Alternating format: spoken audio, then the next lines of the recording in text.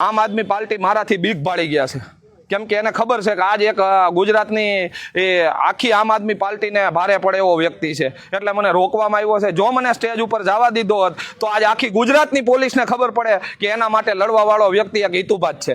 હું 2025 માણસ લઈને આવ્યો હતો, બસ લઈને આવ્યો હતો। હું આમ આદમી પાર્ટીનો જિલ્લા સહપ્રભારી છું અને મને હોદ્દો દિલ્હીથી આવેલો છે, કોઈ આપેલો મેં માંગેલો હોદ્દો નથી, મને સ્વયંભૂ ત્યાંથી આપેલો છે દિલ્હીમાંથી। અને મેં કોઈ ચૂંટણી લડવા માટે ક્યારેય વાતે નથી કરી કે મને ચૂંટણી લડાવો કે આ કે તે।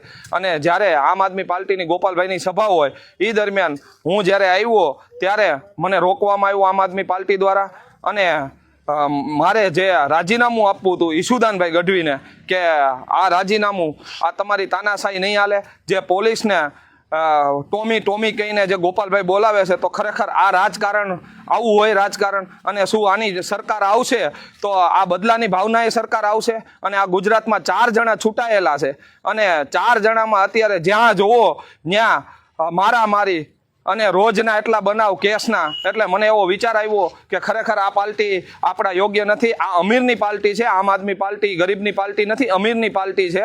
અને જ્યારે હોય ત્યારે કંઈક ને કંઈક કોઈ નાના કાર્યકરને ગણવામાં નથી આવતા, અને જ્યારે અવાજ ઉપાડીએ તો સામાજિક મુદ્દો થઈ જતો હોય છે, એટલે અમે આને વખોડીએ છીએ। અને આગામી સમયમાં હું અહીંથી મીડિયાના માધ્યમથી કહેવા માંગુ છું કે જો આમ આદમી પાર્ટીમાં કોઈ જોડાતા હોય તો જોડાતા નહીં। આ દિલ્હીની પાર્ટી આપણા ઉપર રાજ કરવાની છે, અને આ એટલી તાનાશાહીએ ભરેલી છે કે અંદર ખાને હું આટલો ટાઈમ રહ્યો છું તો મેં જોયું કે ઓહો આટલું બધું ભ્રષ્ટાચાર તો ભાજપનેથી વધે એમ છે।